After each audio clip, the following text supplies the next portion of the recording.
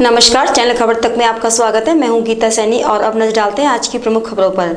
अलवर कोतवाली थाना पुलिस ने एक युवक को बंदूक के साथ गिरफ्तार किया है। कोतवाली थाने के सहायक उप निरीक्षक विजेंद्र कुमार ने बताया कि रात्रि गश्त के दौरान सूचना मिली कि लक्ष्मणगढ़ निवासी मुबारिक हुसैन बंदूक लेकर घूम रहा है, जो किसी वारदात को करने की फिराक में, जिस पर पुलिस जाब्ता मौके पर पहुंचा, जहां मुबारिक हुसैन पुलिस को देख भागने लगा, जिसे पुलिस ने घेराबंदी कर पकड़ लिया और उसके कब्जे से बंदूक बरामद की।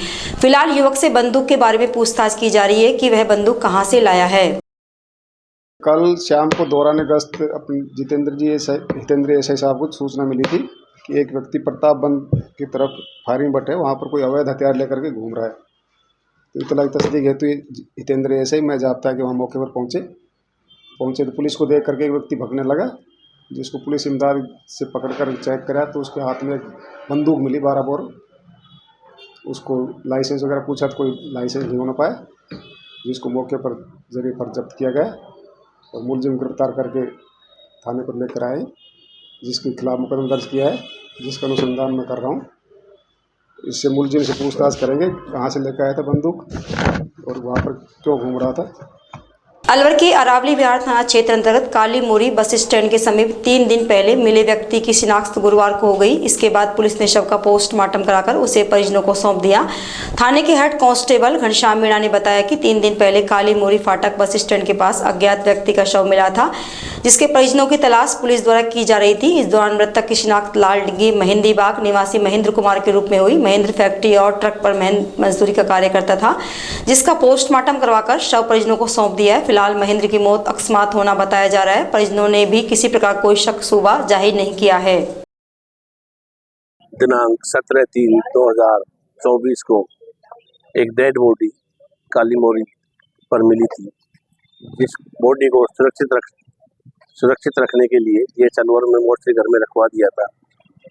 डेड बॉडी अज्ञात होने के कारण उसकी पहचान है तो जगह जगह तलाश किया परिजनों का। वह सोशल मीडिया पर जानकारी दी गई कि इस तरीके से एक अज्ञात बॉडी मिली है, जिसके आज दिनांक 21/3/2024 को उसके भाई धर्मेंद्र द्वारा मोर्चरी घर में आने के बाद में डेड बॉडी को देखा तो उसने अपने भाई महेंद्र की डेड बॉडी होना बताया। डेड बॉडी की पहचान होने के बाद में पोस्टमार्टम की कार्रवाई की जा रही है। अलवर नगर निगम के ऑटो टिम्पर चालक समय पर वेतन नहीं मिलने सहित अन्य मांगों को लेकर हड़ताल पर चले गए। इससे शहर में कई जगह कचरा नहीं उठाया जा सका, जिससे शहर में कई जगह कचरे के ढेर लगे रहे। ऑटो टिप्पर चालकों ने बताया कि त्योहार का समय है, उन्हें पिछले 4 माह से वेतन नहीं मिला है। निगम के सफाई कर्मचारी कचरा संग्रहण केंद्र पर अधिकारी बनकर बैठे हैं। इसके चलते वे हड़ताल पर चले गए हैं। इस कारण घर घर से उठाए जाने वाला कचरा नहीं उठाया गया। यहाँ पे इतनी धांधली मचा रखी है इन लोगों ने, बहुत ज़्यादा। यहाँ पे 6 तो कर्मचारी रखे हैं, जिनका मूल पद सफाई कर्मचारी के पद पे है और यहाँ पे बन के बैठे हैं अफसर वो कुर्सियों पे। उन रोहित है, बच्चन है, खिलाड़ी है और आकाश है, नागर है। मतलब क्या करते हैं लोग? कुर्सी पे बैठता है करके नहीं, इनका काम है पंचर निकालने का, तो वो भी खोलने का काम हमारे ही होता है। पंचर के लिए लगा रखा है तो वो भी पहले टायर खोल के हम देंगे, इससे बढ़िया पंचर हम ही नहीं निकाल लेंगे। तो इनको इनके काम के हिसाब से काम दिया जाए। फालतू आदमी का यहाँ पे इतना कोई काम नहीं है। 2 आदमी से ज़्यादा यहाँ से, बाकी सबको अपने मूल पद पे भेजा जाए सफाई कर्मचारी। इनका ट्रांसफ़र किया जाए। ये बाबूजी बन के बैठे हैं, ये नई भर्ती के 2018 के इनका मूल पद है सफाई कर्मचारी की पद पे नियुक्त, उस पर लगाया जाए इनको। मोटा नुकसान हो जाए हम भुगते उन्हें। और जैसे हमारी गाड़ी कहीं भिड़ जाए, कोई अपना आप चला गया तो कोई ठोकता नहीं है।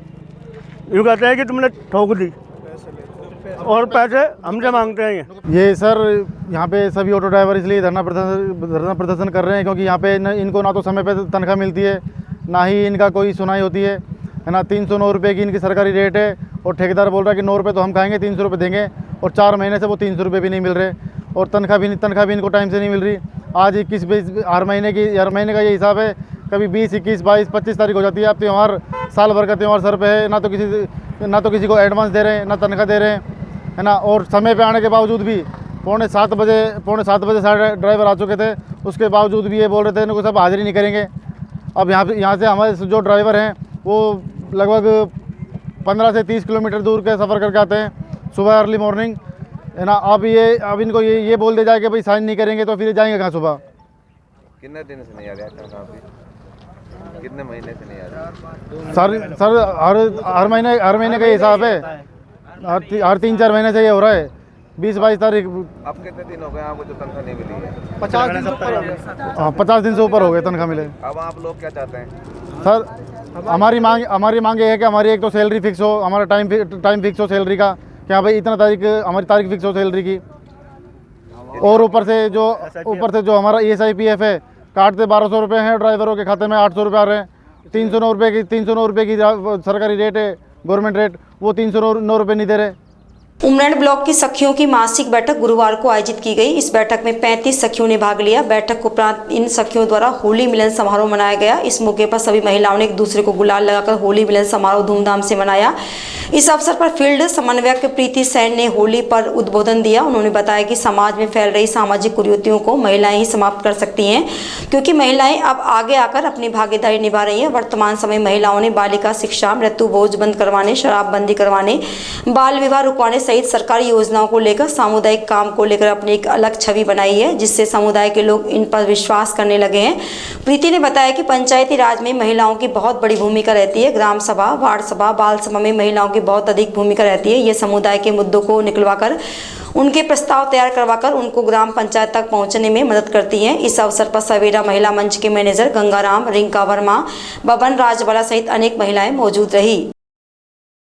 आज उमरेड ब्लॉक की 40 सखियों में से 35 सखियों ने सवेरा महिला मंच में एक मीटिंग में भाग लिया और इस मीटिंग में होली मिलन समारोह मनाया गया, जो कि बहुत ही हर्षोल्लास के साथ मनाया गया। साथ ही इसमें अधिकार कार्यक्रम के तहत जो 40 गांव में काम चल रहा है, उसमें इन सखियों की सरकारी योजनाओं को लेकर जो लोगों का काम करवाया है, उससे लोगों में उनकी पहचान बनी है, उनकी छवि बनी है। और इसी के तहत उन्होंने जो सवेरा महिला मंच ने सामाजिक मुद्दा ले रखा है, बालिका शिक्षा, मृत्यु भोज, दहेज प्रथा, इसको भी लेकर वो महिलाएं अपने अपने गांव में काम कर रही हैं और उसमें कहीं कहीं उनको सफलता प्राप्त हुई है। और उन सभी सखियों के द्वारा यह निर्णय लिया गया है कि वो सामाजिक मुद्दों को लेकर आगे भी काम करती रहेंगी। बात करें पंचायती राज को लेकर, तो इसमें भी उनकी काफ़ी समझ बनी है। उन्होंने वार्ड सभाएं करवाई हैं, वो ग्राम सभा में भी भाग लेने लगी हैं। महिला मंच के मैनेजर गंगाराम जी ने, सवेरा महिला मंच के मैनेजर गंगाराम जी ने भी इस मौके पर अपने बारे में अपनी मत राय दी, जिसमें उन्होंने बताया कि महिला मंच पर जो काम चल रहा है उसको उन 40 गाँव में भी सरकारी योजनाओं को लेकर लोगों को काफ़ी राहत मिली है। पंचायती राज में जो वार्ड सभाएं, ग्राम सभाएं की गई हैं, उनमें लोगों का रुझान बढ़ा है, उनकी समझ बढ़ी है। और साथ ही यह भी निकल कर आया कि ये काम लगातार इब्तिदा संस्था के द्वारा ऐसे ही सभी गाँव में निरंतर चलते रहना चाहिए। उसके बाद सभी सखियों और मंच स्टाफ, मंच मैनेजर के द्वारा हम लोगों ने एक शपथ ली, जिसका उद्देश्य था कि हम अपने मत का जो हम मतदाता हैं, हम अपने मत का लगातार प्रयोग करें और अपना मत देकर, अपना वोट देकर लोकतंत्र को कायम बनाएं। अलवर में रानी लक्ष्मीबाई मार्शल अकेडमी की ओर से गुरुवार को कंपनी बाग में बालिका और महिला सम्मान समारोह आयोजित किया गया, जिसमें 2000 से अधिक महिला और बालिकाओं का सम्मान किया गया। इस कार्यक्रम में मुख्य अतिथि केंद्रीय मंत्री भूपेंद्र यादव और वन एवं पर्यावरण मंत्री संजय शर्मा मौजूद रहे, जिन्होंने कार्यक्रम की शुरुआत दीप प्रज्वलित कर की। इसके अलावा कार्यक्रम में SSB सेंटर से अधिकारियों को भी बुलाया गया। अकेडमी डायरेक्टर पायल सैनी ने बताया कि रानी लक्ष्मीबाई मार्शल आर्ट अकेडमी में बालक और बालिकाओं को मार्शल आर्ट का हुनर सिखाया जाता है। इस मौके पर केंद्रीय मंत्री भूपेंद्र यादव ने बताया कि मार्शल आर्ट अकेडमी नारी शक्ति और बच्चियों को मार्शल आर्ट की शिक्षा देकर उनको सामर्थ्य बनाने का काम कर रही है। नारी शक्ति स्वरूपा होती है। उन्होंने कहा कि मार्शल आर्ट शिक्षा देना बच्चियों और महिलाओं को आत्मनिर्भर बनाता है। कि नारी शक्ति स्वरूपा होती है। कांग्रेस के लोग तो इस शक्ति से लड़ने की बात करते हैं, लेकिन मैं पायल को बहुत बधाई दूंगा कि वो हमारी बच्चियों को जो मार्शल आर्ट की शिक्षा देती है, वो इस शक्ति स्वरूपा को सामर्थ्यवान बनाने के लिए देती है। मैं हमेशा से नारी शक्ति में, विशेष रूप से लड़कियों के इस शिक्षा और जागरण में जो लोग काम कर रहे हैं, उनको बधाई दूंगा। और मैं आज कह के भी आया कि पायल जिस प्रकार से लड़कियों को शक्ति देने का काम कर रही है, हम इसको आगे बढ़ाएंगे। बड़ौदा में कस्बे में तिजारा के प्रेमपीठ पीठाधीश्वर आचार्य ललित मोहन ओझा के पावन सानिध्य में श्री श्याम सखा मंडल के तत्वाधान में फागुन महोत्सव आयोजित किया गया। यह कार्यक्रम रतन कुंज कॉलोनी स्थित श्री श्याम मंदिर में हर्षोल्लास और उमंग के साथ संपन्न हुआ। श्री श्याम सखा मंडल अध्यक्ष पूरनचंद साहू और मुकेश गर्ग ने बताया कि मंदिर में रंग रंगीला फागुन महोत्सव का आयोजन किया गया, जिसमें कलाकार धर्मवीर ब्रजवासी और योगेश लवानिया द्वारा बाबा के मनमोहक भजनों की प्रस्तुतियां दी गई। इस दौरान अर्धरात्रि तक बाबा के भजनों का गुणगान किया गया। कार्यक्रम समापन के बाद सभी भक्तों ने फूलों से होली खेली। इसके बाद प्रसाद वितरण किया गया। रैणी उपखंड के ग्राम पंचायत गढ़ी सवाईराम अनाथ आश्रम परिसर में गुरुवार को स्वान प्रशिक्षण एवं भजन केंद्र डेरा अलवर और माता शकुंतला देवी माध्यमिक विद्यालय के सामूहिक तत्वाधान में अंतर्राष्ट्रीय वन दिवस के उपलक्ष्य में 120 पौधे लगाए गए। इस दौरान लोगों द्वारा इनके रखरखाव की जिम्मेदारी भी ली गई। संस्था संचालक आरसी मीणा ने बताया कि पर्यावरण तथा वन प्रजातियों को लुप्त होने से बचाने के लिए गूलर, बरगद, शहतूत, आम, नींबू, संतरा, बिल, मौसमी, कल्प वृक्ष सहित अनेक पौधों का रोपण किया गया। वहीं स्वान केंद्र के ललित देवौरी ने बताया कि राजस्थान का सूखाग्रस्त क्षेत्र होने के कारण यहाँ पर बहुत कम वनों का होना माना जाता है। उन्होंने बताया कि यहाँ पर उनके तथा अन्य लोगों के प्रयासों से अधिक वन क्षेत्र को बढ़ावा दिया जाएगा। इस मौके पर उन्होंने उपस्थित बच्चे और युवाओं से अधिक वृक्ष लगाने की अपील की। इस मौके पर अनेक वन प्रेमी मौजूद थे। सर, हमारा बहुत सालों से, अभी 2-3 सालों से हम लोग एक साथ मिलकर थोड़ा बहुत काम कर रहे हैं और सर के सहयोग से जब भी हम लोग को बुलाते हैं उस पौधे लेके हम भी आए थे आज। और आज जैसे विश्व फॉरेस्ट डे है, उन्हीं के उपलक्ष्य पे सर ने ही प्रपोज किया था कि एक पौधा रोपण के कार्यक्रम रखा जाए, तो हम लोगों ने साथ मिल के आज काफ़ी पौधे रोपण किए हैं। और बच्चे लोगों के साथ, जो स्कूल के बच्चे थे, मुझे उम्मीद है कि जो आने वाले पीढ़ी है उनको भी ये आदत बने रहे कि वो भविष्य में पेड़ पौधे को लगाए और उसको ख्याल भी रखें। और ऐसे भी राजस्थान थोड़ा सूखा एरिया है, इसमें और ज़्यादा पेड़ पौधे लगाने की ज़रूरत है। विराटनगर थाना क्षेत्र में पुलिस ने कार्रवाई करते हुए एक युवक को अवैध नशीली दवा बेचते हुए गिरफ्तार किया है। विराटनगर थाना अधिकारी मनोहर लाल मीणा ने बताया कि जयपुर ग्रामीण एसपी वंदिता राणा के अनुसार अवैध गतिविधियों की रोकथाम, अवैध शराब एनडीपीसी एक्ट में विशेष अभियान चलाया गया है। पुलिस में गैस्ट और चेकिंग के दौरान भीलवाड़ी बस स्टैंड के पास नवरंगपुरा रोड पर महेंद्र को गिरफ्तार कर उसके पास से 2,16,000 की नगद राशि और 1,584 कैप्सूल बरामद कर एनडीपीसी में मामला दर्ज किया है। पुलिस द्वारा आरोपी से इस मामले में पूछताछ की जा रही है। विराटनगर में नगरपालिका क्षेत्र के थाना परिसर में डीएसपी रोहित सांकला, थाना प्रभारी मनोहर लाल मीणा ने सीएलजी सदस्यों की बैठक ली। उन्होंने आगामी होली के त्योहार को आपसी भाईचारे और सौहार्द के साथ मनाने की अपील की। थाना प्रभारी ने लोकसभा चुनावों को लेकर सीएलजी सदस्यों से सिविजिल ऐप डाउनलोड करवाया, साथ में ही अधिक से अधिक लोगों को ऐप डाउनलोड करने के लिए प्रेरित किया। उन्होंने कहा कि चुनाव के संबंध में किसी भी प्रकार की शिकायत इस ऐप पर करें ताकि समस्या का समाधान तत्काल हो सके। उन्होंने कहा कि कस्बे में अशांति फैलाने वालों की शिकायत भी करें ताकि ऐसे लोगों के खिलाफ तत्काल प्रभाव से कार्रवाई की जा सके। इस दौरान कई सदस्यों ने बताया कि बस स्टैंड पर बस रुकते ही कुल्फी बेचने वाले दुकानदार गाड़ी के शीशे तक पहुंच जाते हैं, इसमें हादसा होने की आशंका रहती है। इस दौरान बैठक में एडवोकेट जयराम गुजर, प्रतीक शर्मा, देशराज सैनी, नरेंद्र शर्मा, राजकुमार घांगल सहित अनेक सदस्य मौजूद रहे। शेरे राजस्थान पंडित भवानी साय शर्मा का 115वां जन्म जयंती समारोह रामगढ़ में हर्षोल्लास के साथ मनाया गया। पंडित भवानी साय स्मारक समिति से जुड़े दिनेश प्रधान ने बताया कि समिति द्वारा क्रांतिकारी पंडित भवानी साय शर्मा का 115वां जन्मदिन उनके स्मारक स्थल पर मनाया गया। शेरे राजस्थान के नाम से प्रसिद्ध भवानी साय का देश की आज़ादी में महत्वपूर्ण योगदान रहा। उन्होंने सन 1972 में राजस्थान में प्रथम ताम्रपत्र धारण किया। इस मौके पर कस्बे के गणमान्य लोगों ने पंडित भवानी साय शर्मा के स्मारक पर माल्यार्पण कर पुष्प अर्पित किए। इस मौके पर ब्रजेश शर्मा, भाजपा जिला महामंत्री शिवलाल मीणा, पार्षद बैनी प्रसाद सैनी, रूपनारायण मीणा, प्रकाश दीक्षित सहित अनेक लोग मौजूद रहे। आज हमारे राजगढ़ में जन्मे क्रांतिकारी पंडित भवानी साय शर्मा, जिनको हिंदुस्तान शेरे राजस्थान के नाम से जानता था, उनका 115वां जन्मदिन है और उस जयंती के उपलक्ष्य में आज राजगढ़ के सर्वसाधारण नागरिकों ने माल्यार्पण एवं पुष्पांजलि का कार्यक्रम किया। डीग जिला प्रशासन और पर्यटन विभाग द्वारा फागुन माह में हर वर्ष 2 दिवसीय व्रज होली महोत्सव कार्यक्रम का आयोजन कराया जाता है। जल महलों की नगरी डीग में कार्यक्रम आयोजित होने के बाद गुरुवार को कामा विधानसभा में एक दूसरे पर रंग डालकर लठमार और दूध दही लड्डू मार होली खेली गई। पर्यटन विभाग के उप निदेशक संजय जौहरी ने बताया कि 2 दिवसीय व्रज होली कार्यक्रम के तहत दूसरे दिन कामा कस्बे के लाल दरवाजा पर गणेश पूजन कार्यक्रम आयोजित किया गया। इसके बाद गोकुल चंद्रमा मंदिर में गुलाल होली, मदन मोहन मंदिर में कुंज गुलाल होली, राधा वल्लभ मंदिर में दूध दही लड्डू होली खेली गई। इसके बाद राजस्थानी लोक कलाकारों की भव्य शोभा यात्रा और मशहूर लठमार होली आयोजित की गई। इस कार्यक्रम के दौरान विभिन्न स्थानों से आए कलाकारों ने अपनी विभिन्न विधाओं को दर्शाते हुए अपनी प्रस्तुतियां और लोक नृत्य दिखाते हुए यात्रा में चार चांद लगाए। यात्रा के दौरान आयोजित हुए कार्यक्रम ने क्षेत्रवासियों का मन मोह लिया। इस कार्यक्रम को देखने के लिए हजारों की संख्या में कामा क्षेत्र में दूर दराज से आए ग्रामीणों का सैलाब उमड़ पड़ा। खेड़ली थाना पुलिस ने 14 साल से फरार चल रहे 2000 रुपए के इनामी बदमाश को गिरफ्तार किया। खेड़ली थाना प्रभारी महावीर प्रसाद ने बताया कि हेड कांस्टेबल भूप सिंह को सूचना मिली कि 14 साल से फरार तथा 2000 रुपए का इनामी बदमाश रामकिशन मीणा निवासी घाटा भावर कहीं छिपा हुआ है, जिस पर टीम बनाकर काफी प्रयास के बाद रामकिशन को गिरफ्तार कर लिया गया। रामकिशन मीणा 6 मामलों में वांछित था। पकड़ा गया बदमाश विद्युत ट्रांसफर चोरी में माहिर है। थाना क्षेत्र में लोकसभा चुनाव को देखते हुए चुनाव आयोग के निर्देश पर अपराधियों और अवैध गतिविधियों के खिलाफ अभियान चलाया हुआ है।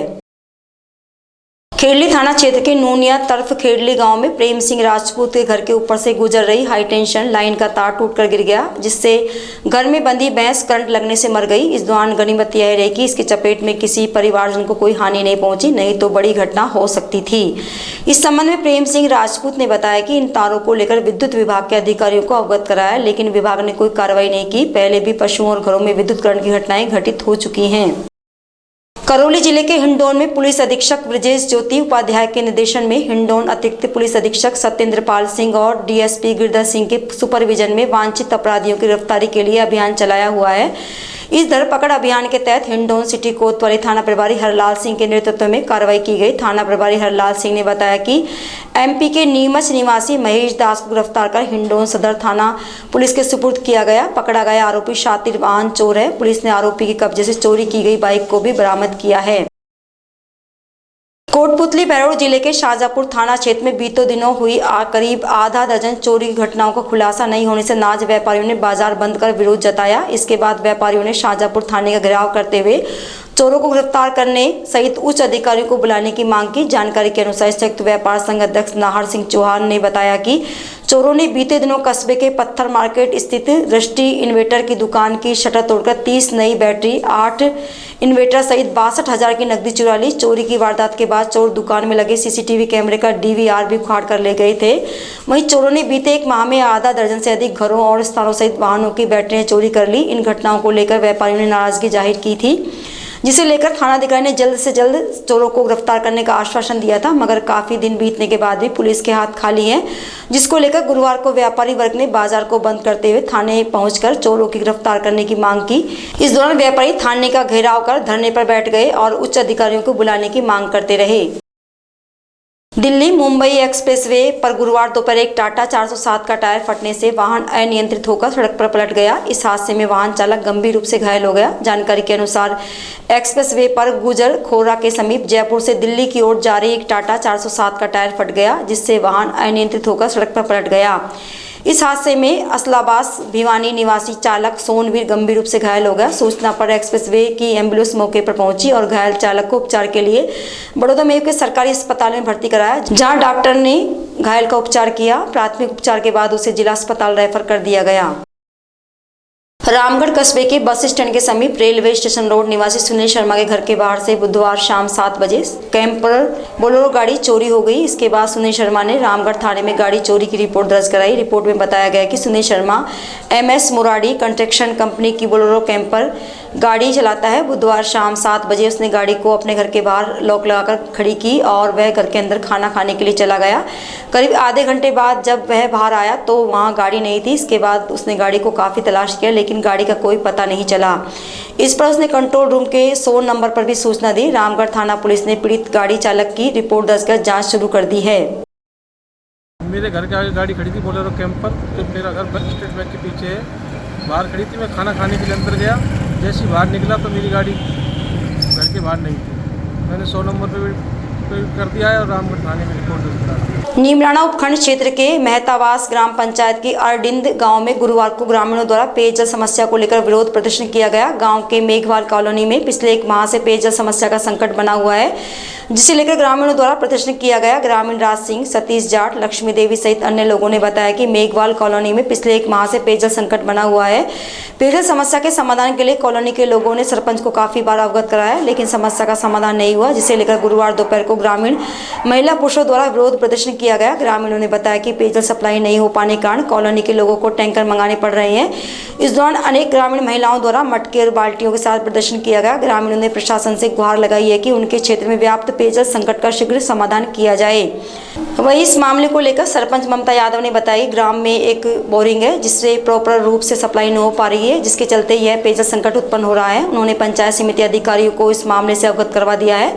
ग्रामीणों की समस्या का रविवार तक समाधान हो जाएगा। विकास अधिकारी राकेश कुमार वर्मा ने बताया कि पेयजल समस्या के समाधान के लिए पहले ही ग्राम पंचायत को बजट स्वीकृत कर चुके हैं, अब कार्य करना ग्राम पंचायत का काम है।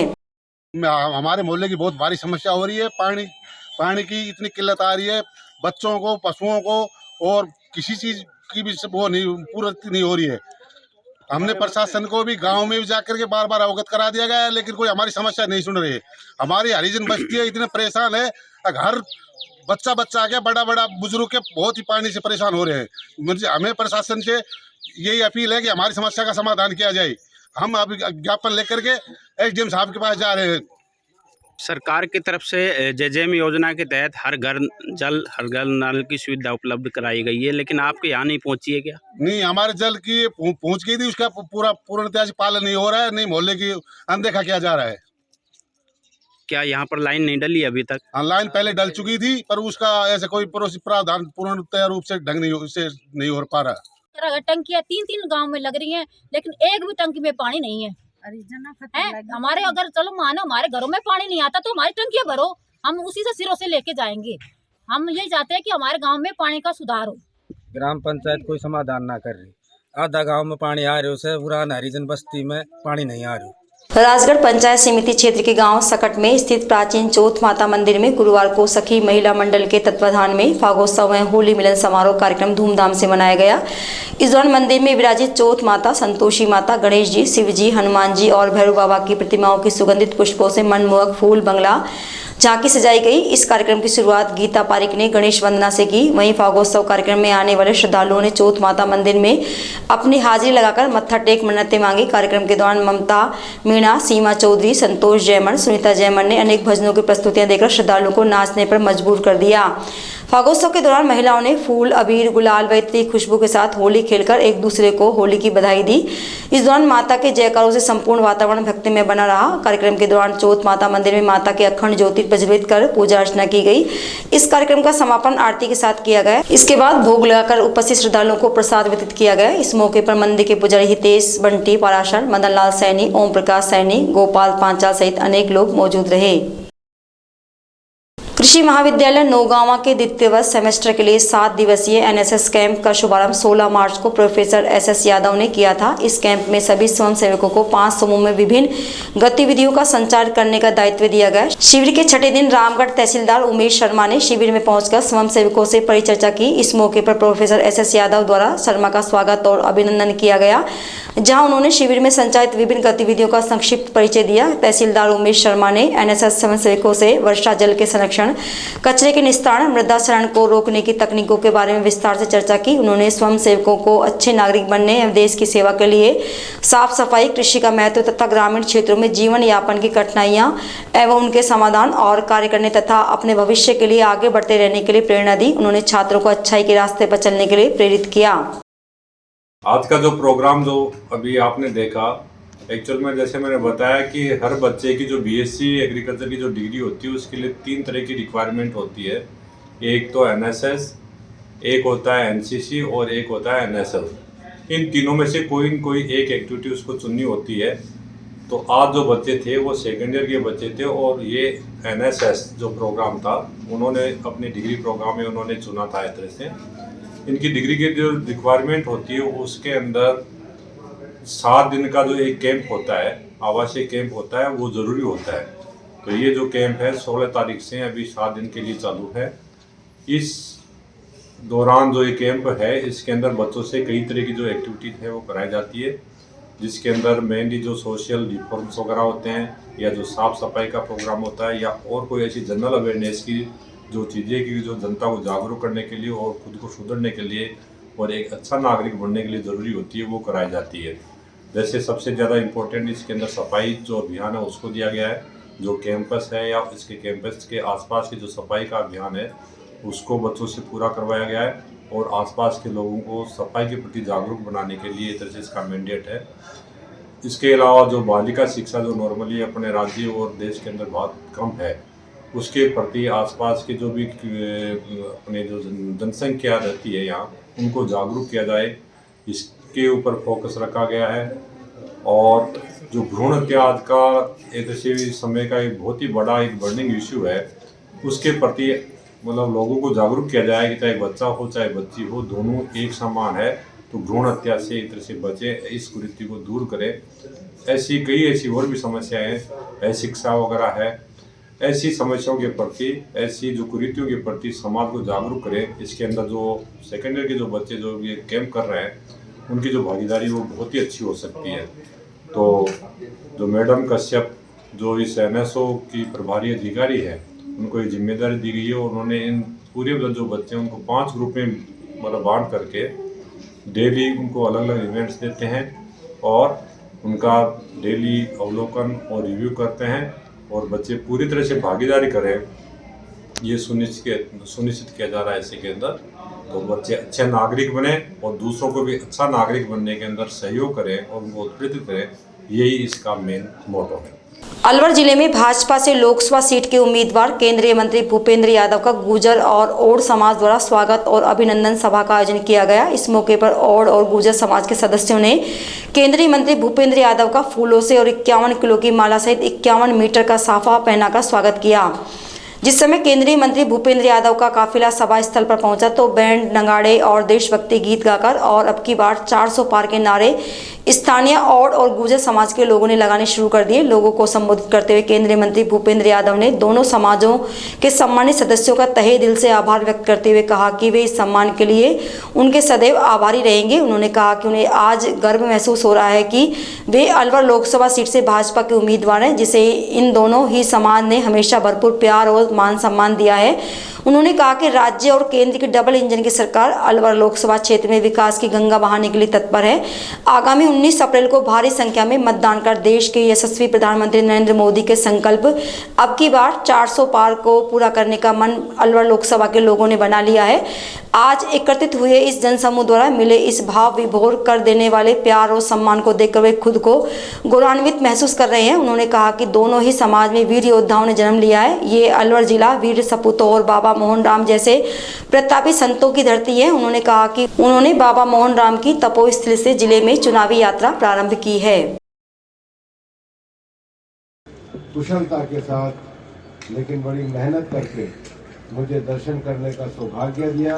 ऐसे मेरे मित्र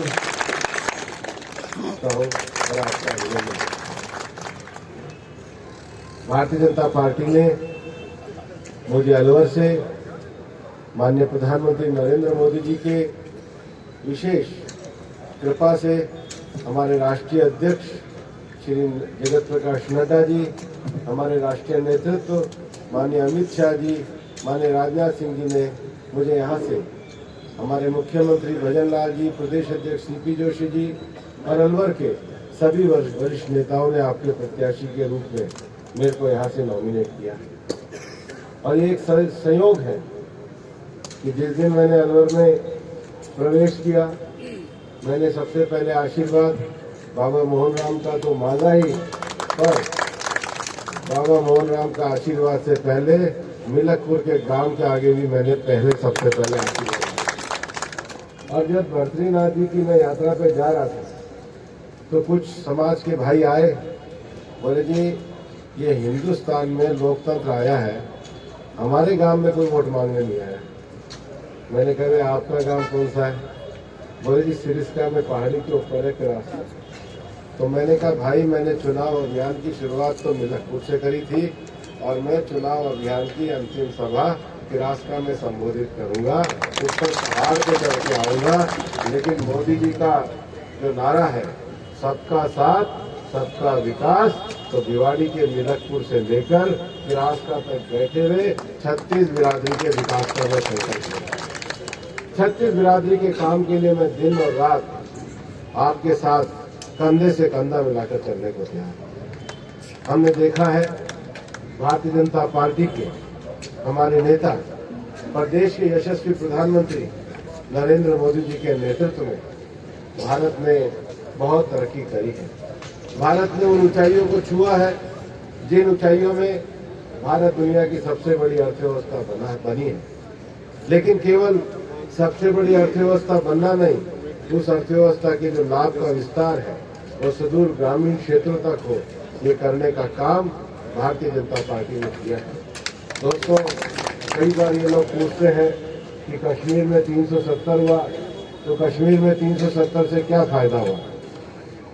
कश्मीर में 370 से बहुत फायदे हुए। देश तो एक हुआ ही, क्योंकि हमने भारत का विभाजन होते हुए देखा था, लेकिन भारत को एक होते हुए हमने 370 पे देखा है।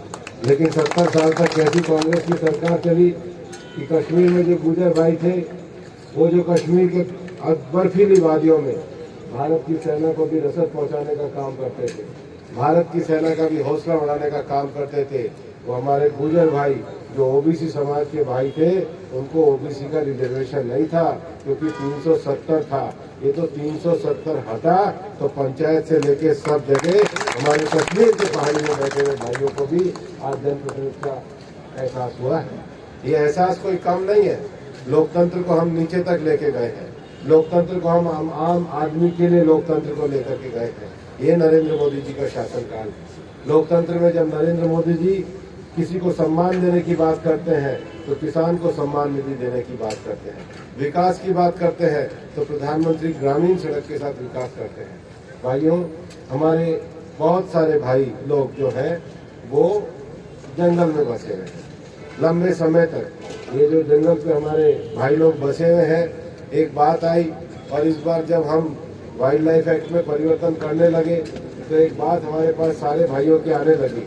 वो ये आने लगी कि साहब, जब गांव का विस्थापन होता है, जब तक नया गांव नहीं बसता, तब तक हमारे पशुओं के चारे का अधिकार, तब तक हमारे जो खेत जो पानी है, पानी का अधिकार तब तक हमारा ना लिया जाए जब तक पूरी तरीके से नया अधिकार ना हो।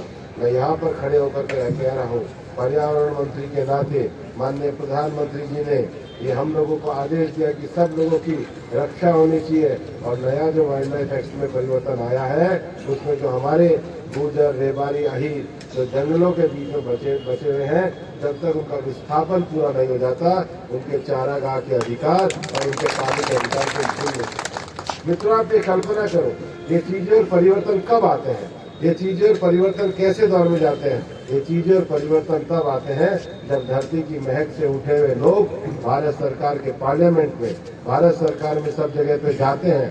देश में प्रधानमंत्री नरेंद्र भाई मोदी हैं, जो देश के गरीब और हर समाज के दर्द को समझते हैं। ये छोटे छोटे परिवर्तन हमें कई बार महसूस नहीं होते, लेकिन जब मैं गाँव में जाता हूँ, और मैं केवल आपको राजस्थान की बात नहीं कर रहा हूँ, ये समाज में केवल राजस्थान में नहीं, मैं मध्य प्रदेश का प्रभारी रहा, रतलाम से लेकर के और हमारे खरगोन तक सारी नर्मदा की बेल्ट में हमारे सारे भाई लोग बसे हुए हैं। इस बार ये हुआ कि साहब, राजस्थान आपने मध्य प्रदेश में एक लंबे समय से किसी गुजर भाई को सांसद का टिकट नहीं दिया, तो इस बार जब हमारी सरकार आई और राज्यसभा का टिकट हुआ, तो हमारे इस बार बंसीलाल गुर्जर को मध्य प्रदेश से राज्यसभा में भेजा गया। और राजस्थान में भी सबसे पहले भैरव सिंह जी ने शिवचरण जी को सबसे पहले राज्यसभा में भेजा। ये भारतीय जनता पार्टी है जो समाज की इस मर्यादा को समझती है। और आज भी मध्य प्रदेश से भाई बंसीलाल को तो भेजा ही है, उत्तर प्रदेश से हमारे साथी और हमारे मित्र सुरेंद्र नागर को भेजा है। तो जम्मू कश्मीर में 370वीं छुट्टी और हमारे जो गुलाम रसूल भाई गुजर भाई है, उसको भी भारतीय जनता पार्टी ने राष्ट्रपति से नॉमिनेट करा के राज्यसभा का सदस्य बनाया। अब हमारे कुछ गांव बहुत तेजी से शहरों के नजदीक आ गए हैं। भिवाड़ी जैसे हमारे गांव बहुत आगे बढ़ गए हैं। अब हमारे नौजवानों का स्किल बढ़े, हमारे नौजवानों में नई इंडस्ट्री लगाने की ताकत बढ़े, क्योंकि पैसा तो है ही, नहीं कितनी देर और प्रॉपर्टी का काम करोगे। तो स्किल करके नए उद्योगों की तरफ भी हमारे नौजवान जाए, इस और आगे ले जाने का काम ये हमारे समाज जैसे के लोगों का बनता है। हमारी ये जिम्मेदारी बनती है कि नौजवानों के लिए स्किल के वो रास्ते खोले, जिसमें हमारे नौजवान केवल यही ना सोचे कि केवल प्रॉपर्टी बिजनेस होता है। दिवाड़ी की फैक्ट्री में हमारे नौजवान कई लगा भी रहे हैं, कई बहुत अच्छा काम भी कर रहे हैं, कई बहुत तरक्की भी कर रहे हैं, पर ये जो तरक्की की रफ्तार है ये बहुत तेज होनी चाहिए। और मैं आपको ये विश्वास दिलाना चाहता हूँ कि भारत सरकार की वो योजनाएं जो नौजवानों की तरक्की कराती है, भारत सरकार की वो स्किल ट्रेनिंग के प्रोग्राम जो नौजवानों की दिशा बदलते हो, उसको अपने 36 बिरादरी और सारे समाजों के बीच में लाऊंगा, ताकि जिन पे पैसा आए वो और पैसे को आगे बढ़ाए, उसकी बरकत को आगे बढ़ाए। ये बरकत बढ़ाने का भाव आज हमको राजनीति में अपने समाज के लिए करना होगा। भाइयों, आपने मुझे अपने बीच में बुलाया और डॉक्टर जसवंत जी कह रहे थे, मैं जानता हूँ कि आपका समय बहुत ज़्यादा कीमती है। अगर ऐसे समय में जिस समय आपका बिल्कुल काम एकदम पीक पर आया हुआ है, क्योंकि ये तो ऐसा मौसम होता है, हल्का सा भी बादल छा जाए तो किसान के पूरे कलेजे में एकदम से धड़कन हो जाती है।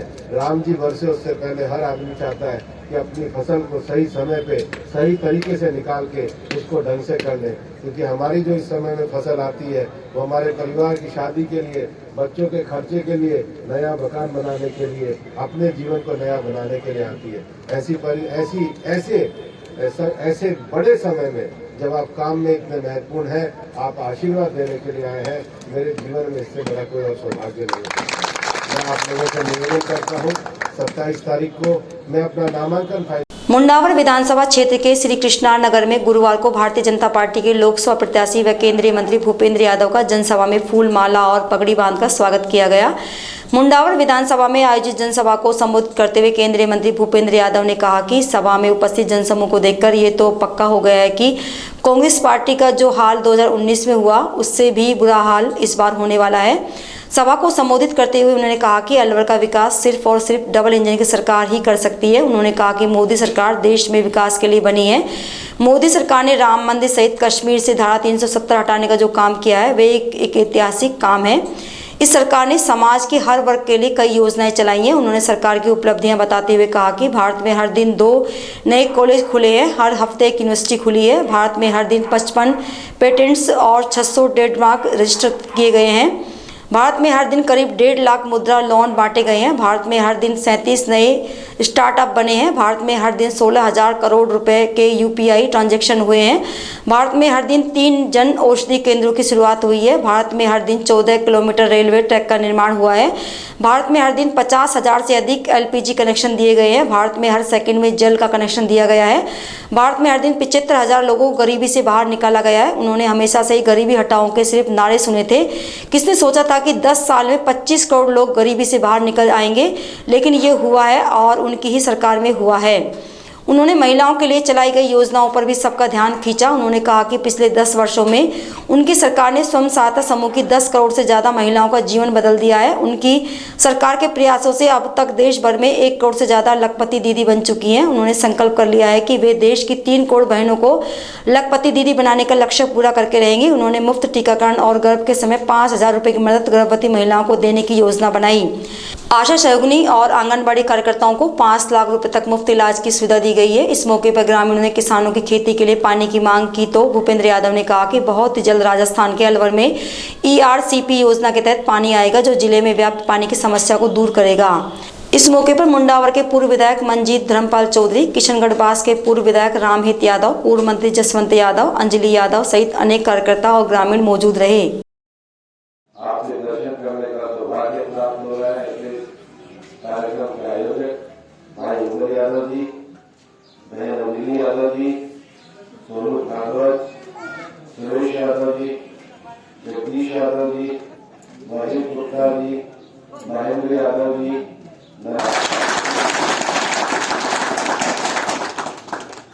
आप लोगों के बीच में आया हूँ, इसलिए कुछ बातें मन की कहना चाहूँगा। हिंदुस्तान में 3 चुनाव जनता के लिए होते हैं। पहला चुनाव पंचायत का होता है, आपसी चुनाव होता है, मोहल्ले का चुनाव होता है, एक दूसरे के समझने का चुनाव होता है। और पंचायत के चुनाव का जो अर्थ है वो ये अपने गांव को चलाने के लिए होता है। दूसरा चुनाव विधानसभा का चुनाव होता है। अपने इलाके के काम, अपने इलाके के तहसीलदार से लेकर के और कलेक्टर तक के लोगों की सुख सुविधाएं, सड़क, ये काम विधानसभा का चुनाव होता है। 25 चुनाव के लिए मैं आपसे वोट मांगने आया। ये चुनाव हिंदुस्तान की सबसे बड़ी पंचायत लोकसभा का चुनाव है। ये चुनाव न तो आपस के एक दूसरे के गली मोहल्ले का चुनाव है, न ये चुनाव थाने तहसील का चुनाव है। ये हिंदुस्तान भारत की तकदीर को बनाने का चुनाव है।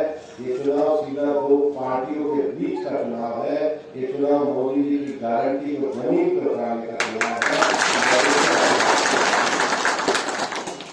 मैं राजनीति में और अपने जीवन में कोई छोटी लड़की कभी खींचने में मैंने विश्वास नहीं किया।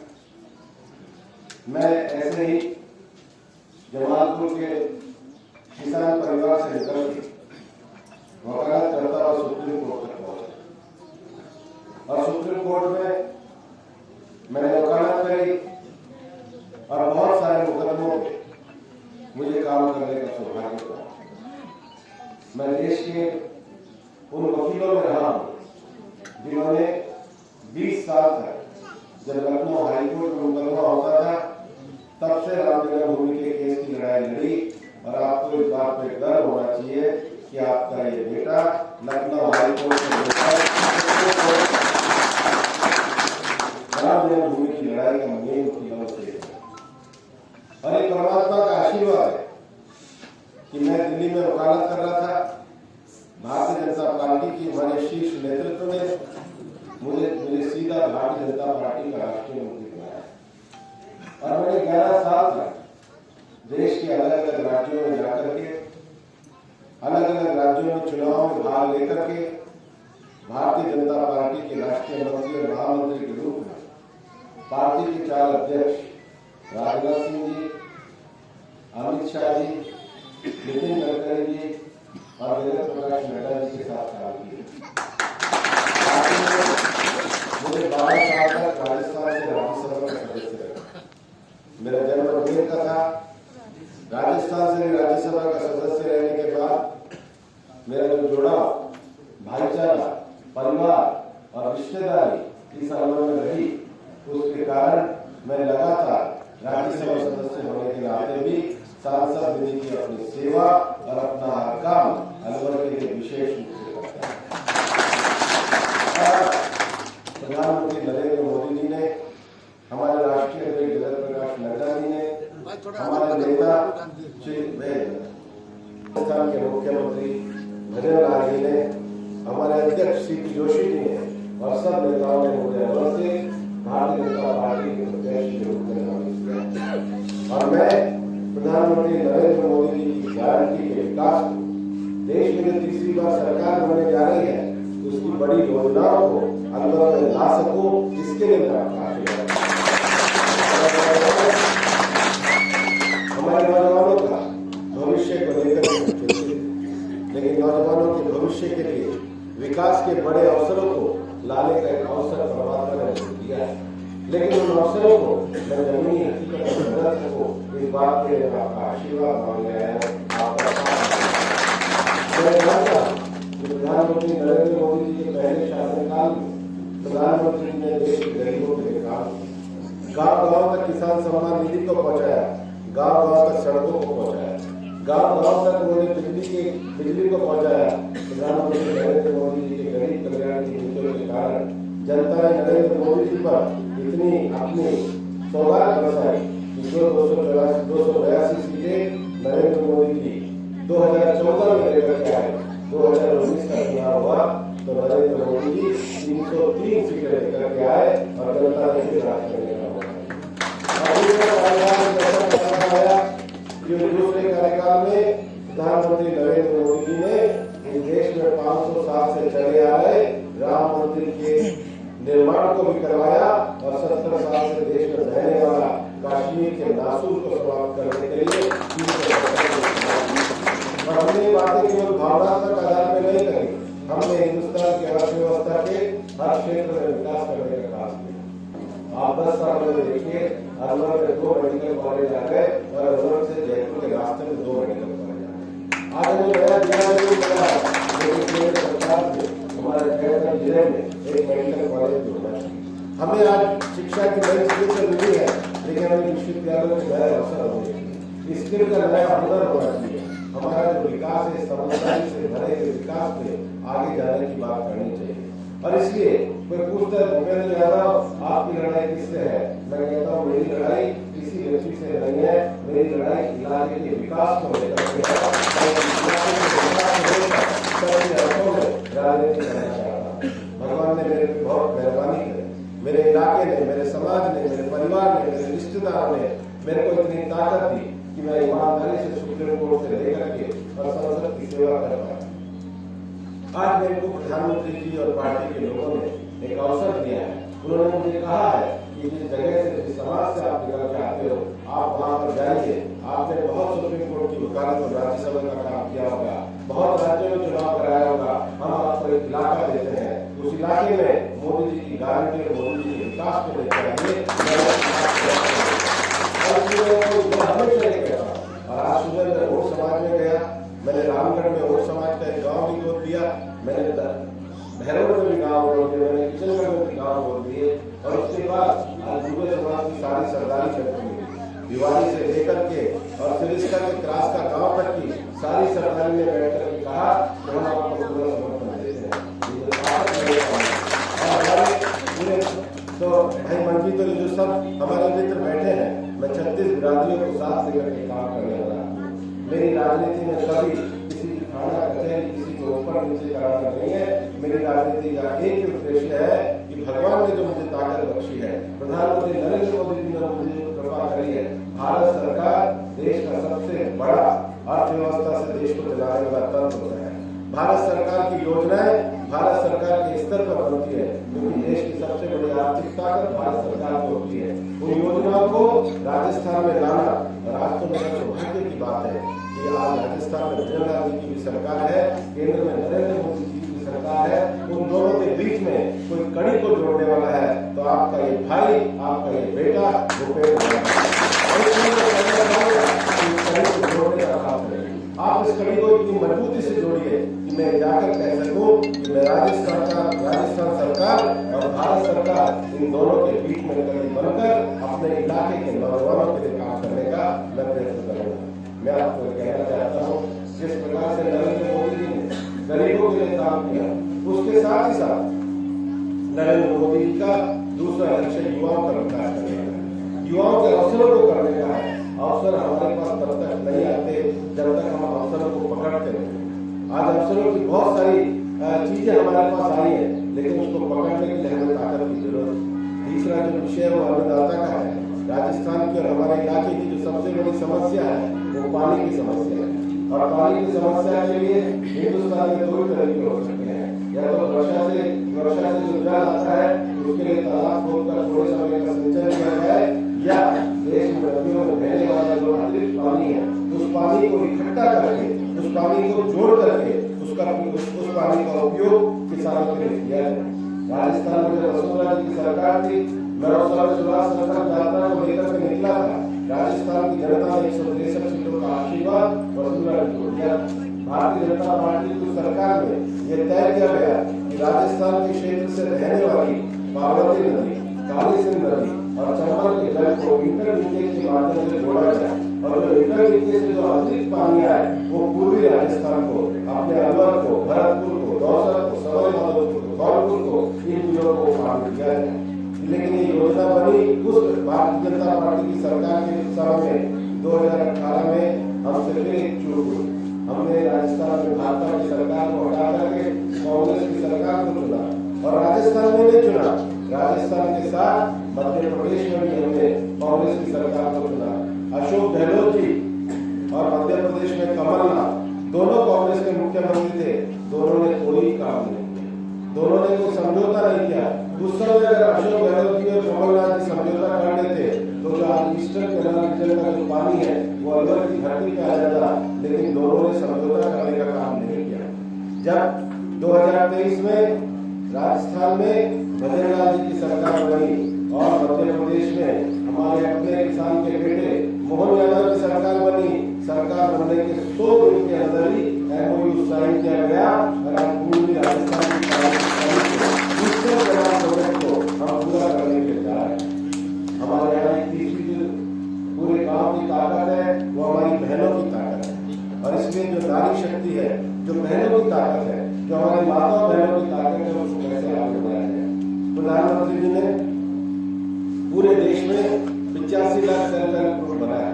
सेल्फ हेल्प ग्रुप का अर्थ है कि महिलाओं की आर्थिक तरक्की के लिए उनको एक तरीके से फाइनेंस के साथ उनको जोड़ा जाए। उन सेल्फ हेल्प ग्रुप के साथ जोड़कर बहुत सारे विषयों पे आगे लेकर के जाए। आज हमारी बेटियां टेक्नोलॉजी में आगे बढ़ रही है, डिजिटली आगे बढ़ रही है, और इसलिए प्रधानमंत्री जी कहते हैं कि विकसित भारत वो भारत होगा जिसमें केवल आदमी लखपति नहीं होगा, विकसित भारत वो भारत होगा जिसमें हमारी गांव की बहनें भी लखपति दीदी कहलाएंगी। समाज के लोग बैठे डॉक्टर साहब, गुजरात में आहिर समाज के लोग बसते हैं द्वारका में, मैं गुजरात का प्रभारी रहा हूँ, द्वारका में बसते हैं, जामनगर में बसते हैं। आपके बच्चों के पास वीडियो होगा, तो उस वीडियो में आप देखना, उन्होंने भगवान कृष्ण की पूजा के लिए एक महाराज का आयोजन किया। 36,000 महिलाओं ने भाग लिया, लेकिन 36,000 महिलाओं ने सबने 1 किलो सोना बना। गुजरात में जो डेयरी का बहुत बड़ा विकास हुआ, ये वहाँ की ताकत बताते हैं कि वहाँ के हर व्यक्ति के पास एक सफलता की पूंजी है। सफलता की पूंजी केवल जमीन को निकाल के नहीं है, सफलता की पूंजी जमीन की वैल्यूएशन करने से होती है। और मैं आपको कहना चाहता हूँ, जो 4 बातें मैंने कही, गरीब, युवा, किसान माने अन्नदाता, और नारी माने नारी शक्ति। गरीब का माने जी, युवा का माने वाय, अन्नदाता ए और नारी शक्ति एल। इसको कहते हैं ज्ञान। ये नरेंद्र मोदी जी के विकास का ज्ञान है। हमें बहुत सफल हुए हैं, हमारे समाज को एक लंबे समय तक तो आगे बढ़ने की ताकत है, कभी सत्ता में रहने बड़ी हिस्सेदारी नहीं है। लेकिन मैं आपको ये कहना चाहता हूँ, ये मेरी हिस्सेदारी नहीं है, यहाँ पर बैठे हुए मेरे सारे भाइयों के साथ है। मैं केंद्र में दिल्ली के काम करूंगा, लेकिन मेरे साथ ही बैठे हुए सारे भाई भजन लाल जी से राजस्थान के लिए काम करेंगे। आज हमारे पास इतनी बड़ी ताकत है कि राजस्थान की भजन लाल जी की सरकार और दिल्ली में देश के यशस्वी प्रधानमंत्री नरेंद्र मोदी जी की सरकार, दोनों सरकारों की लाभ की योजनाएं आपके घर पे, आपके द्वार पे खड़ी हुई है। और इसलिए एक बार इस अवसर को आगे बढ़ाइए और देश में एक बड़ी लकीर खींचने के लिए राजनीति करिए। मैं कहीं किसी के लिए नहीं बसता, मैं बड़ी राजनीति के लिए आपका आशीर्वाद मांगने आया हूँ और आपसे हाथ जोड़ के प्रार्थना करना चाहता हूँ कि 27 तारीख को मैं अपना नॉमिनेशन भरने जा रहा हूँ। और आज मैं यहाँ पर आया हूँ, इस इलाके की सरकारी को कहने आया हूँ कि आप केवल वोट ही मत देना, 27 तारीख को अलवर में आकर नॉमिनेशन के लिए मुझे आशीर्वाद दें। मैं जानता हूँ आपकी ताकत है, मैं जानता हूँ आप देते हो तो छप्पर फाड़ के देते हो, तो उसी आपके मैं प्रार्थना के लिए आपके पास आया हूँ कि आप 19 तारीख को, 19 अप्रैल को एक बार कमल के निशान पे बटन दबाइए, मोदी जी के विकास की गारंटी के साथ जुड़िए, इलाके के विकास के साथ जुड़िए और एक मजबूत भारत में मजबूत मुटाव और अपने गांव को बनाने के लिए मेरे साथ कदम से कदम मिलाकर 24 घंटे बिना किसी भेदभाव के आपकी सेवा के लिए उपलब्ध होगा। विधानसभा के विषयों को भूल जाइए, अब ये लोकसभा का चुनाव है और आप ये मान के चलिए कि विधानसभा अगर आप मुझे विधायक चुनेंगे तो मैं एक सांसद तो रहूंगा ही, आधा आपका विधायक भी रहूंगा, क्योंकि भजन लाल जी मेरे मुख्यमंत्री और राजस्थान में भाजपा के मुख्यमंत्री है। मैं फिर आपसे समर्थन की अपील करता हूँ। बहुत बहुत धन्यवाद। विराटनगर की नगरपालिका क्षेत्र में अनेक स्थानों पर जलदाय विभाग की पाइपलाइन क्षतिग्रस्त होने से सैकड़ों लीटर पानी प्रतिदिन व्यर्थ बह रहा है। तहसील के पास और विराट रिसोर्ट के पास भी लाइन क्षतिग्रस्त होने से हजारों लीटर पेयजल बह रहा है। सामाजिक कार्यकर्ता हीरालाल सैनी ने बताया कि विभिन्न स्थानों पर पेयजल लाइनें क्षतिग्रस्त होने के कारण पेयजल व्यर्थ बढ़ने से जाम की स्थिति उत्पन्न हो जाती है। साथ ही टूटी लाइन में दूषित पानी जाने से विभिन्न बीमारियों का भी खतरा बना रहता है। अधिकारियों को टूटी हुई पानी की लाइन के बारे में अवगत कराने के बाद भी कोई कार्रवाई नहीं की गई, जिससे ग्रामीणों में रोष व्याप्त है। विराटनगर सीनियर स्कूल के पास पाइपलाइन लीकेज होने की वजह से हजारों लीटर पानी बहता रहा। एक तरफ पुलिया का कार्य चल रहा है, जिसकी वजह से मिट्टी धस के रोड के ऊपर आ गई और उस कारण कई वाहन धस भी गए। वहाँ पर लंबा जाम लगा। इससे पहले तहसील के पास भी 2-3 रोज तक पानी बहता रहा, हजारों लीटर लाखों लीटर पानी बहा। उससे पहले विराट रिसोर्ट के पास भी पानी बहता रहा और ये अपनी तीसरी पूरी कर लेते हैं। और कुछ वार्डों में आज स्थिति यह है कि कई वार्डों में तो पानी रोड के ऊपर बह रहा है, नालियाँ लबालब जारी है और कुछ वार्डों में जनता एक एक बूंद के लिए त्रस्त है। इस प्रकार की व्यवस्था इस विराटनगर के अंदर हो रही है। अधिकारी कार्य करते या नहीं करते हैं पता ही नहीं चलता है। इस व्यवस्था को कौन जिम्मेवार है कौन नहीं है इसका भी किसी को पता नहीं है। अधिकारी के पास जाते हैं मौका दिखवाने के लिए, लेकिन मौके पर अधिकारी पहुंचते नहीं है। मैंने खुद ने कोलियों के मोहल्ले में पानी आज 5 साल हो गई, पानी नहीं जा रहा उनके पास। अधिकारी को कई दफ़े कहा भी, बस ये कह देते हैं कि 6 बजे आऊँगा, मौका देखूंगा नल के टाइम, लेकिन अधिकारी आज तक मौके पर नहीं पहुँचे। आज उन कोलियों की स्थिति यह है कि एक एक बूंद के लिए वो बेचारे आस पड़ोस के नौले में पानी भरते हैं और उनके एक बूंद पानी की नहीं आती। इस स्थिति के लिए जिम्मेदार अधिकारी है या कर्मचारी है मुझे पता नहीं। इस विराटनगर का कोई जिम्मेवार व्यक्ति नहीं है। स्थिति ऐसी हो गई है कि कोई सुनने वाला नहीं है। आगामी लोकसभा चुनाव को ध्यान में रखते हुए रामगढ़ थाना अधिकारी सवाई सिंह ने थाना परिसर में गुरुवार को सीएलजी सदस्यों की बैठक आयोजित की, जिसमें थाना अधिकारी द्वारा 19 अप्रैल को होने वाले लोकसभा चुनाव शांतिपूर्ण तरीके से निष्पक्ष और भयमुक्त कराने को लेकर सीएलजी सदस्यों ने से कहा कि शांतिपूर्ण चुनाव कराने में सभी सीएलजी सदस्य और गणमान्य लोग सहयोग देवें। थाना अधिकारी ने सीएलजी सदस्यों से सुझाव और समस्याओं के बारे में अवगत कराने को कहा तो सीएलजी सदस्य ने बताया कि प्रत्येक गुरुवार को बस स्टैंड, सब्जी मंडी और तहसील परिसर के बाहर बेतरतीब खड़े वाहनों से और दिल्ली अलवर मार्ग पर बिजली घर के सामने से पेट्रोल पंप तक वीर बाजार लगता है। इस दौरान सड़क पर खुली दुकानों के चलते अनेक बार जाम लग जाता है। वहीं दूसरी तरफ रेलवे फाटक बंद होने के बाद जल्दी आगे निकलने के चक्कर में अनेक वाहन चालक रोंग साइड में वाहन खड़े कर देते हैं, जिससे एम्बुलेंस तक को साइड नहीं मिलती। इस पर थाना अधिकारी सवाई सिंह ने तुरंत संज्ञान लेते हुए कार्रवाई शुरू कर दी। बस स्टैंड, पेट्रोल पंप के सामने और सीनियर सेकेंडरी विद्यालय के सामने लगने वाले सब्जी की ठेलियों को वहां से हटवाने के साथ आगे खड़ी नहीं करने की चेतावनी दी। वहीं रेलवे फाटक के दोनों ओर सड़क पर बीचों बीच अस्थायी डिवाइडर लगवा 1 वे सिस्टम लागू कर दिया है, जिससे सभी वाहन चालक लाइन से वाहन चला रेलवे फाटक पार कर सके। थाना अधिकारी सवाई सिंह ने बताया कि लोकसभा चुनाव को लेकर सीएलजी सदस्यों के साथ बैठक आयोजित की थी। उनकी मांग पर कार्रवाई करते हुए अतिक्रमण हटवाए हैं और रेलवे फाटक पर वाहन लाइन से निकले, इसके लिए वैकल्पिक व्यवस्था की गई है।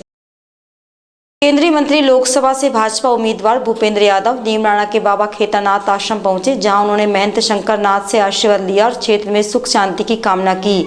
इस मौके पर महंत शंकर नाथ ने भूपेंद्र यादव का शाल उड़ाकर स्वागत किया। इस दौरान बहरोड विधायक डॉक्टर जसवंत यादव, जिला प्रमुख बलवीर छिल्लर, पूर्व सांसद कर्ण सिंह यादव, पूर्व विधायक मंजीत धर्मपाल चौधरी, दुर्गा दत्त शर्मा सहित बड़ी संख्या में भाजपा कार्यकर्ता और बाबा खेतानाथ के भक्त मौजूद रहे। वहीं भूपेंद्र यादव ने बाबा गरीबनाथ आश्रम में धूप लगाकर आशीर्वाद लिया। इससे बड़ा आशीर्वाद इस जगह पे किसी को मिल ही नहीं सकता है। सांसद बनना, मंत्री बनना और बहुत कुछ पाना, ये तो जीवन में है ही है। और वो महाराज जी का आशीर्वाद है, बाबा केदारनाथ जी का आशीर्वाद। लेकिन आने के बाद अगर कोई संतों के स्थान पर आके बैठकर कोई शब्द आपके कान में आता है, तो वो शब्द केवल उस संत के शब्द नहीं होते, वो ऊपर से ईश्वर का दिया हुआ आदेश है।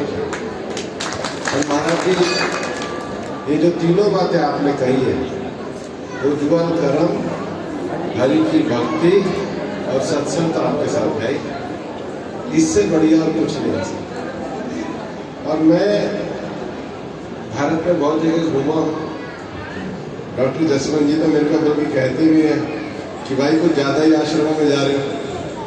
पर मैं आपको कहता हूँ कि अलवर संतों की तपोभूमि। मेरे से पहले मैं कह रहा था कि ये संयोग है, 2 सांसद मेरे से पहले दोनों डॉक्टर रहे, उसके बाद मेरे से पहले 2 सांसद दोनों सन्यासी रहे, डॉक्टर जसवंत रहे, डॉक्टर करण सिंह रहे। फिर हमारे ब्रह्मलीन बहन चांदनाथ जी रहे और बालकनाथ जी रहे। पर मुझे लगता है महाराज जी, इलाके को एक वकील की जरूरत थी। तो मैं सुप्रीम कोर्ट में वकालत करता था, तो इलाके में इलाज खूब करा, बहुत सेवा करी दोनों डॉक्टर साहब। इलाके में सत्संग भी बहुत फैलाया हमारे महाराज चांदनाथ जी ने। और ऐसा लगा कि मोदी की गारंटी को लाने के लिए इलाके को एक वकील चाहिए, तो मेरे को अलवर की सेवा में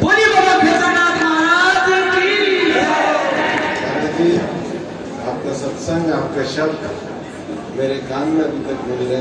ये आपकी तपस्या, ये आपकी साधना, ये आपका आदेश है। आपके आदेश की मैं पूरी पालना करूँगा। बस इतने मुझे आशीर्वाद दीजिए। और 19 तारीख को ये पूरे इलाके में कमल के निशान पर सब लोग बटन दबाएं, ऐसा आशीष हम सबको दीजिए। बहुत बहुत केंद्रीय मंत्री एवं लोकसभा से भाजपा उम्मीदवार भूपेंद्र यादव मुंडावर विधानसभा के सानोली गांव पहुंचे, जहां उन्होंने परशुराम मेले में शिरकत कर भगवान परशुराम से क्षेत्र में सुख शांति की कामना की। इस मौके पर महंत ने भूपेंद्र यादव का स्वागत किया। इस दौरान भाजपा से जुड़े अनेक लोग मौजूद रहे। इस मौके पर ग्रामीणों ने प्रत्याशी भूपेंद्र यादव को अपनी समस्याओं से अवगत कराया, जिस पर मंत्री ने जल्द ही उनकी समस्याओं का समाधान करने की बात कही। वहीं मंत्री भूपेंद्र यादव ने ग्रामीणों से भाजपा के पक्ष में वोट देने की अपील की। सानोली की इस पवित्र भूमि में भगवान परशुराम के मेले में आपके दर्शन करने आया था और मुझे अच्छा लगा कि आपके गांव में दंगल की और कुश्ती की परंपरा और मेले की परंपरा बहुत अच्छे ढंग से चल रही है।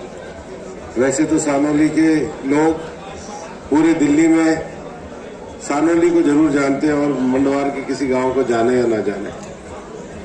मैं आप लोगों को ज़्यादा समय नहीं लूँगा, आगे मुझे जाना है।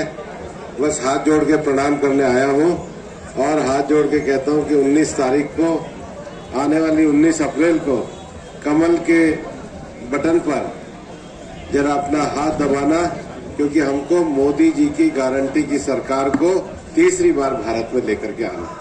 बहुत बहुत धन्यवाद। अलवर उद्योग नगर स्थित मत्स्य उद्योग संघ द्वारा गुरुवार को होली मिलन समारोह कार्यक्रम का आयोजन किया गया। इस कार्यक्रम में मुख्य अतिथि के तौर पर केंद्रीय मंत्री एवं भाजपा लोकसभा प्रत्याशी भूपेंद्र यादव और वन एवं पर्यावरण मंत्री संजय शर्मा सहित पार्टी नेता और मत्स्य उद्योग संघ से जुड़े पदाधिकारी मौजूद रहे। इस मौके पर मत्स्य उद्योग संघ जिलाध्यक्ष गोविंद अग्रवाल सहित अन्य लोगों ने मंत्री भूपेंद्र यादव और संजय शर्मा का स्वागत किया। इस मौके पर डॉक्टर कर्ण सिंह यादव, जिलाध्यक्ष अशोक गुप्ता, सुरेश रावत, राम अवतार चौधरी सहित अन्य लोग मौजूद थे।